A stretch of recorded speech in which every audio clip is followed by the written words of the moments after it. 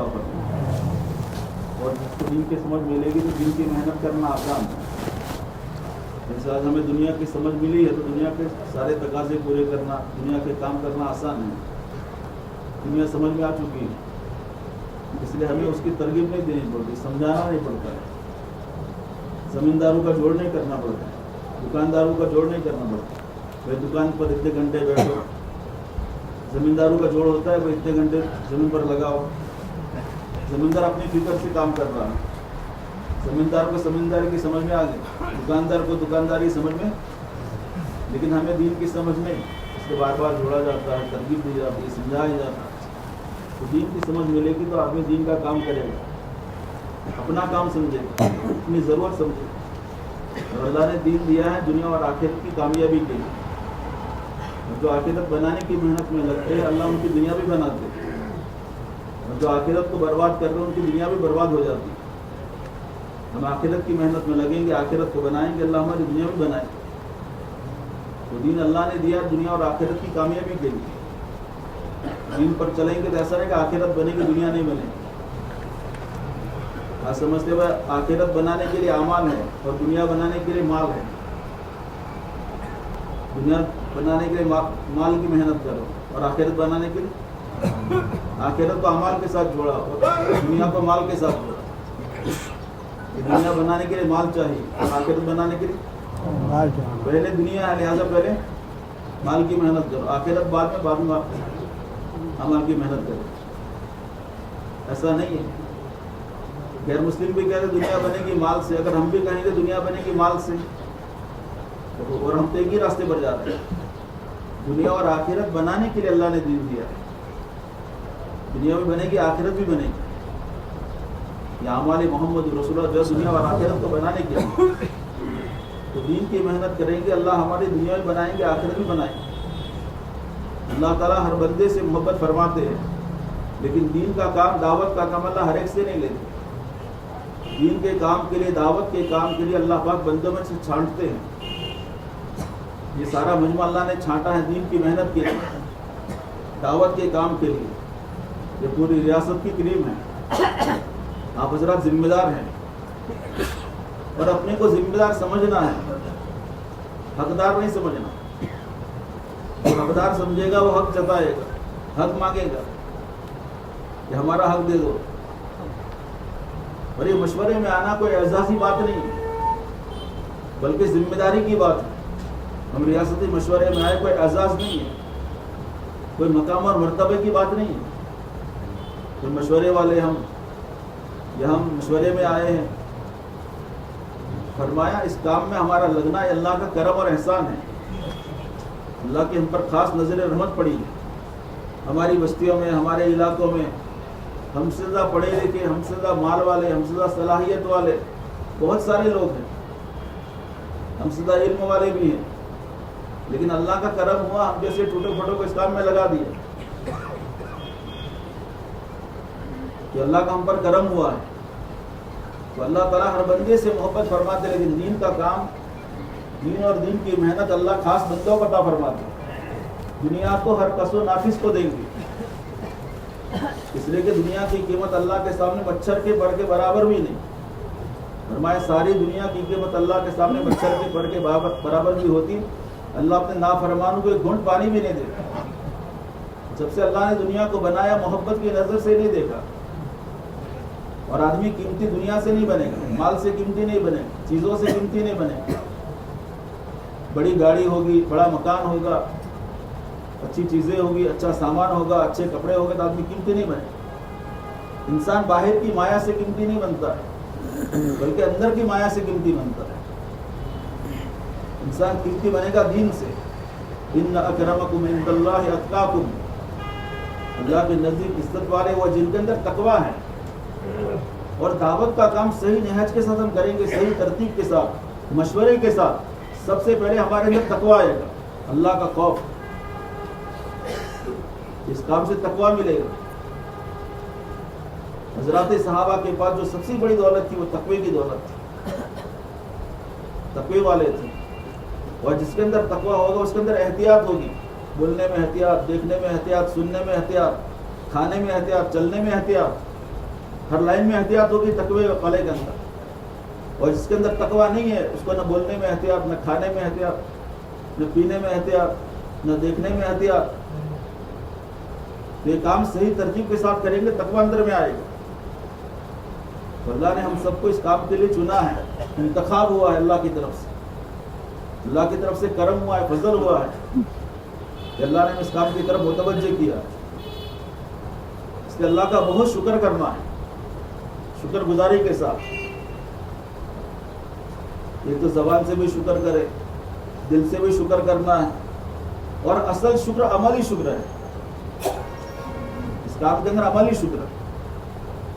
عملی شکر یہ ہے کہ اس کام کے تقاضوں کو نمبر 1 پر کرنا ہے اور گھر کاروبار کے تقاضوں کو نمبر 2 پر کرنا ہے. اس کام کی قدردانی ہے، اس کام کا شکر ہے، اصل شکر. زبانی بھی شکر، دل کے اندر بھی احساس ہو، دل سے بھی شکر کرنا ہے.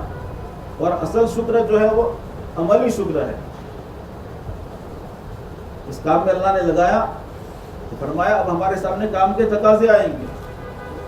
ایک طرف گھر کاروبار کے تقاضے اور دوسری طرف دعوت کے تقاضے، کہ آپس میں ٹکرائیں گے. تو گھر کاروبار کے تقاضے نمبر 2 پر کیے، دعوت کے تقاضے نمبر، تو اس کام کی قدردانی ہوئی.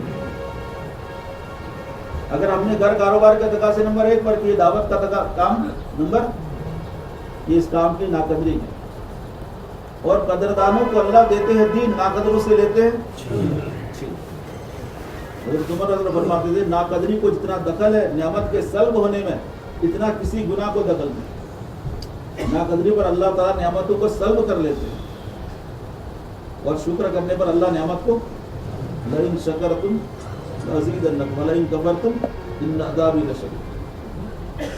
اس کام پر بہت شکر کرنا ہے، اور اصل شکر عملی شکر ہے. اس کام حضرات صحابہ کے سامنے اتنے دین کے تقاضے آئے کہ ان کو گھر کاروبار میں جانے کی فرصت نہیں ملی. تو حضرات صحابہ کے گھروں میں مقدر کے فاقے آ گئے.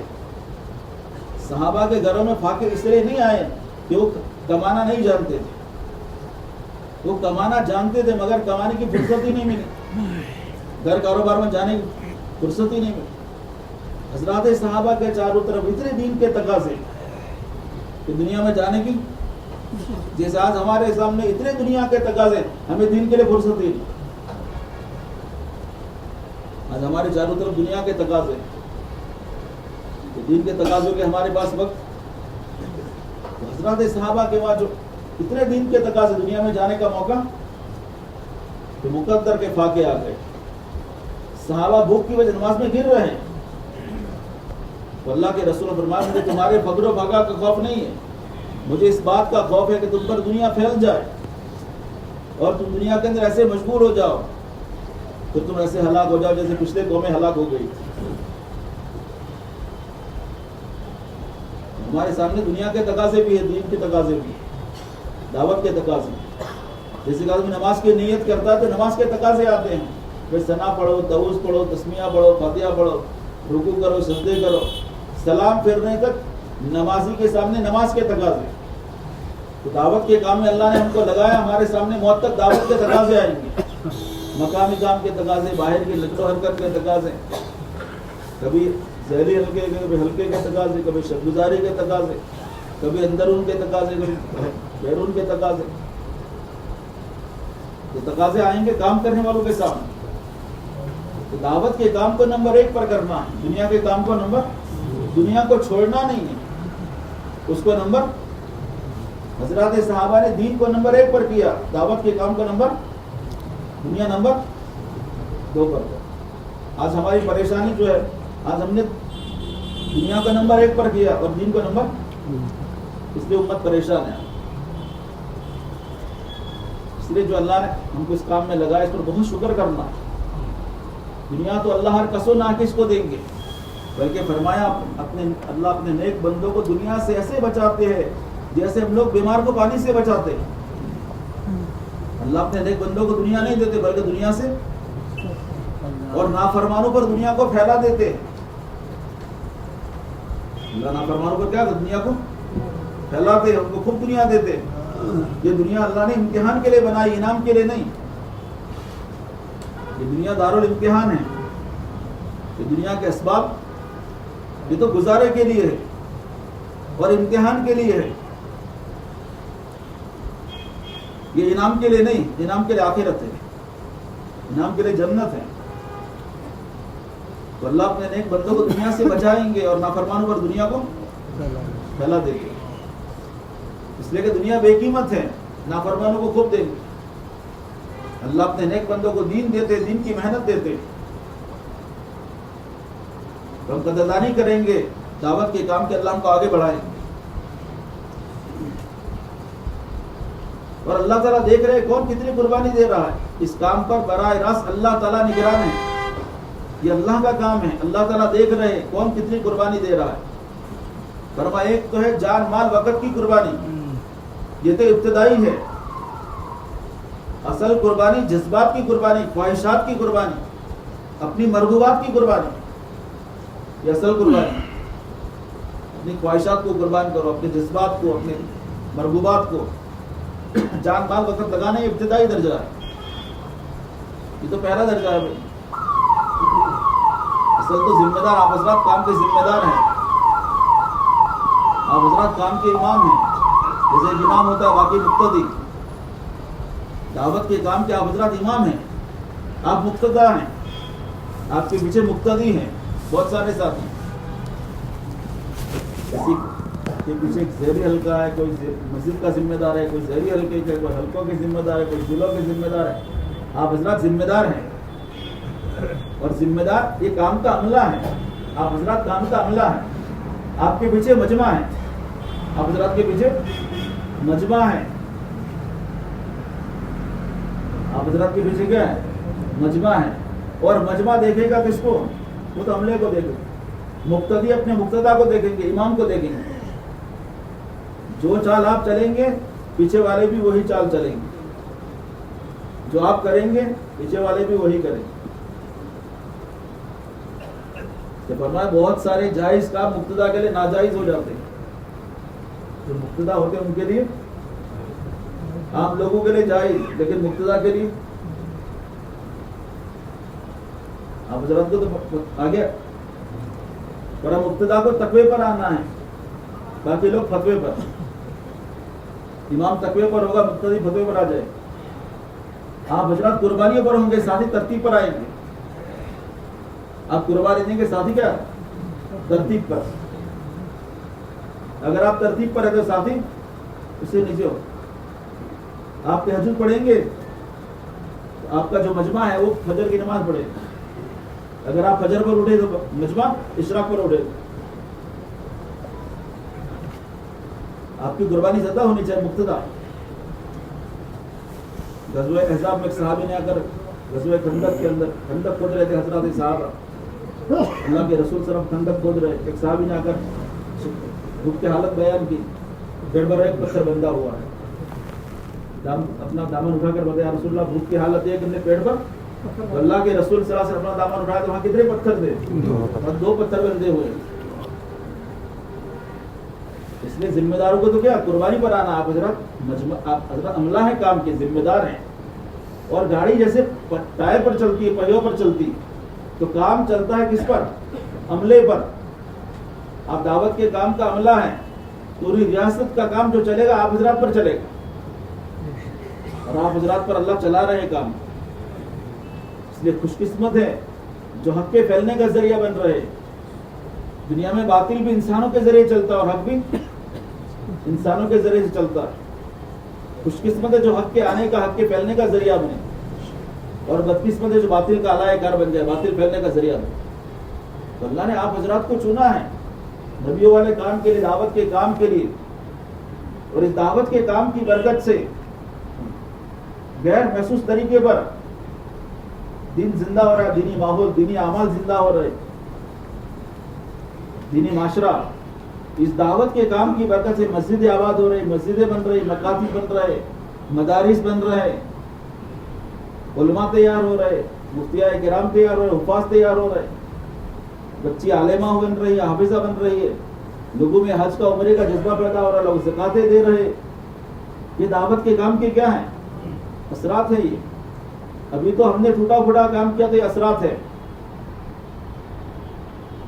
اگر صحیح قربانیوں کے ساتھ کام ہوگا تو اللہ تعالیٰ 100% دین کو قائم کریں گے, زندہ کریں گے. دینی ماحول, دینی معاشرہ, پوری دنیا میں دینی معاشرہ, دینی ماحول جو قائم ہو رہا ہے اس دعوت کے کام کی برکت سے, احیاء سنت کی محنت, سنت زندہ ہو گئی. یہ دعوت کا کام ام الاعمال ہے, ام الفرائض, ام الحسنات. یہ معمولی کام نہیں ہے. یہ پوری یقین کے ساتھ, بصیرت کے ساتھ کام کرنا. ورنہ پہلے دعوت کا محنت نہیں تھی تو ایسا ماحول نہیں تھا. آج تو اللہ کا فضل ہے. اس لیے پوری دنیا کے باطل نے چاہا دعوت کے کام کو ختم کرو, کیا کرو, لیکن اللہ نے اس کام کو قبول کر لیا ہے. اس کام کو فرمایا سارے, کوئی خطرہ نہیں, سارے خطروں سے نکل گیا ہے. یہ کام سارے خطروں سے, اللہ نے اس کام کو قبول کر لیا. ہمارے اکابرین کے رونے دھونے, ان کے اخلاص, ان کی قربانیوں کی برکت سے اس کام کو اللہ نے کیا کیا ہے, قبول کر لیا ہے پوری دنیا میں. اور اللہ جس کام کو چلا اس کو کوئی روک نہیں سکتا ہے, اور اللہ تعالیٰ جس کام کو روکے اس کو کوئی, پوری دنیا میں اللہ تعالیٰ اس کام کو چلا رہے. تو باطل نے چاہا کام ختم کرو, کا کام کو ختم نہیں ہوگا. پھر کیا باطل نے چال چلی کہ کام کو ختم نہیں, کام کی نہج کو ہی بدل دو, کام کی. تو اللہ تعالیٰ نے کام کی نہج کی بھی حفاظت کر دی. علماء کھڑے ہو گئے, ہمارے کابرین نے قربانیاں دے دی, تو کام کی نہج کی بھی اللہ نے, اور ہمیں اللہ نے صحیح نہج پر قائم رکھا. اس پر بھی اللہ کا شکر کرنا. اللہ ہمیں صحیح نہج پر آپ نے قائم رکھا, علماء کے ساتھ, صحیح نہج والوں کے ساتھ. اس پر بھی اللہ کا شکر کرنا. تو اللہ تعالیٰ نے اس کام کو قبول کیا. اب اپنے آپ کو قبول کرانے کی فکر کرنی ہے, اللہ ہمیں بھی قبول کر لے. اور جب اللہ قبول کرے گا تو اللہ کافی ہو جائے گا, اللہ تعالیٰ کافی ہو جائے گا. جسے کوئی کسی کو اپنے نکاح میں قبول کرتا ہے, اس کی ساری ذمہ داری اس پر آ جاتی ہے. اس کے سارے تقاضے وہی پورے کرے گا جس نے قبول کیا. تو اللہ ہمیں قبول کرے گا اپنے کام کے لیے, نبی والے کا, اللہ ہمارے لیے کافی ہو جائے گا. ہماری ساری ضرورتیں کون پوری کرے گا, اللہ. پھر پوری یقین کے ساتھ کام کرنا ہے, شکر بھی کرنا, بصیرت کے ساتھ. ہمارے دنیا اور آخرت کے سارے مسائل کا دعوت کی محنت میں رکھا ہے. یا ہماری دعوت ہماری نبوت ہے. ہماری دعوت کیا ہے, ہماری نبوت ہے. گشت ہے, تعلیم ہے, مشورہ, یہ ملاقات ہے, اللہ کے راستے کی نقل و حرکت, یہ گھر گھر در در جانا, ایک ہی ملاقات کرنا, ایک ہی منزل سماعت کرنا, یہ نبی والا کام ہے, کار نبوت. بار بار کہتے ہیں حضرت مولانا صاحب رحمۃ اللہ علیہ فرماتے ہیں میں اس کام کو کار نبوت سمجھتا ہوں. اس کام کو حضرت مولانا رشید صاحب نے اپنے بیٹے کو فرمایا یہ تو ایک کام ہے, اس کام کو کام بناؤ گے تو کام بنے گا, کھیل بناؤ گے تو کھیل بنے گا. اس کام کو کام بناؤ گے اور کھیل بناؤ گے تو. پھر حضرت مولانا رشید صاحب رحمۃ اللہ علیہ جب کام کی ذمہ داری آ گئی پھر وہ بیٹھے نہیں, 25 سال میں ذمہ دار بنے اور 45 سال میں انتقال ہو گیا. 20 سال حضرت مولانا رشید صاحب کی زندگی پڑھنی چاہیے. نہ رات نہ دن, نہ صبح نہ شام, اپنے گھر پر بنگلے والی مسجد کے اندر اپنے گھر پر 2 مہینے کے بعد گھر میں جاتے, اپنے گھر میں 4 مہینے وہ گھر میں نہیں جاتے. حضرت مولانا منظور نعمانی رحمۃ اللہ اپنے اہلیہ کو ساتھ لیا اور حضرت مولانا یوسف صاحب کے گھر میں بھیجا کہ جاؤ دیکھو مولانا یوسف کی اہلیہ کو پوچھو مولانا یوسف صاحب رحمۃ اللہ علیہ آپ کی خیر خبر لیتے ہیں کہ نہیں آتے ہیں. کہا وہ تو کبھی 4 مہینے کے بعد 6 مہینے کے بعد آتے ہیں گھر میں, اور ہم نے تو آپس میں طے کر لیا ہے آپ دعوت کے کام کو کرو, ہم اللہ کی عبادت گھر میں کریں گے اور جنت میں میرے اکٹھے رہیں گے. جنت میں حضرت مولانا منظور نعمانی رحمۃ اللہ علیہ نے آ کر پوچھا مولانا یوسف صاحب رحمۃ اللہ علیہ سے کہ حضرت گھر والوں کے بھی حقوق ہے, گھر والوں کے بھی گھر میں بھی جایا گیا. کہا میں لوگوں کو 4 مہینے بھیجوں گا اور خود گھر میں بیٹھوں گا, لوگوں کو میں اللہ کے راستے میں 4 مہینے کی تشکیل کر کے نکالوں گا اور خود اپنے گھر میں بیٹھا رہوں گا. ہمارے بڑوں نے پوری جان پورا مال لگایا اور امت سے 10% مال, تو امت تیار ہو گئی. اس کے اپنے بڑوں کے حالات پڑھنے چاہیے. حضرت مولانا الیاس صاحب مصطفیٰ نے حضرت مولانا یوسف صاحب کے حالات پڑھنے چاہیے. تو اس زمانے کے کام کے اللہ نے امام بنائے، مقتدا بنائے، اللہ نے جس سے عالمگیر کام لیا. حضرت مولانا رسول صاحب مطلب زندگی کو پڑھنا چاہیے. اللہ تعالیٰ نے ہم کو اس کام کے لیے قبول کیا ہے.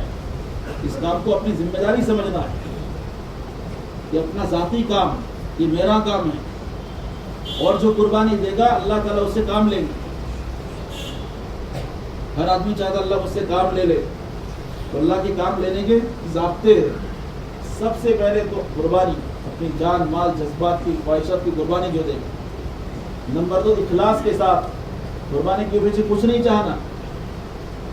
جنہیں قربانی دے کر چاہیں گے کہ حضرت بنے، حضرت جی بنے، یا لوگ ہمیں بڑا بنائیں، ہمیں مشورے والا بنائیں، ہمیں ذمہ دار بنائیں، لوگ ہمارے پیچھے چلے، لوگ ہماری مانیں.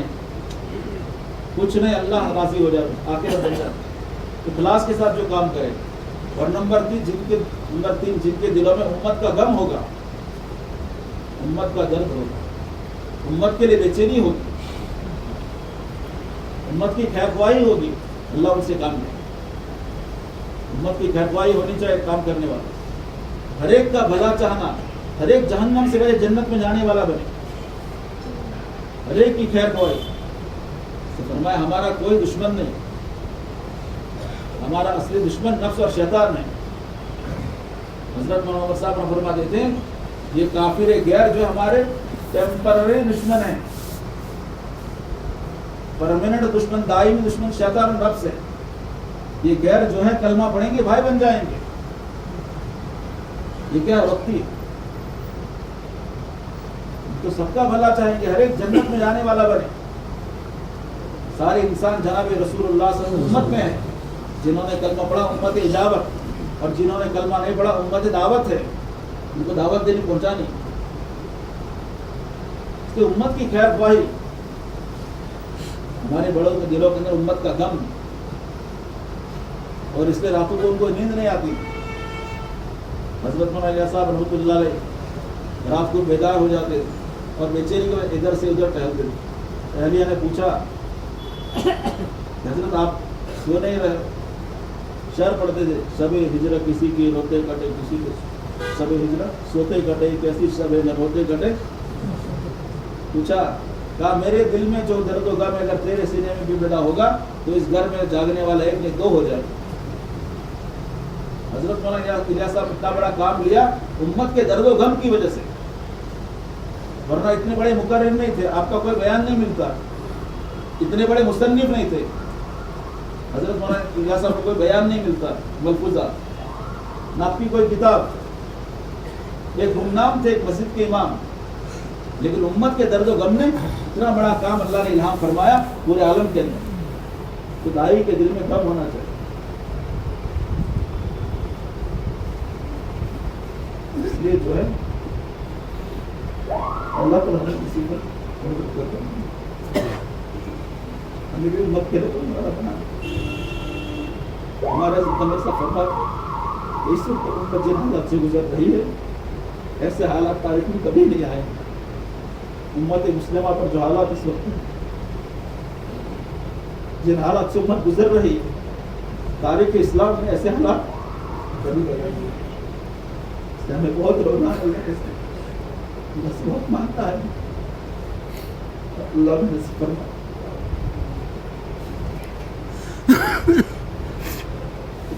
مشورے میں بھی ہے، بہت اچھے سے یاد کریں.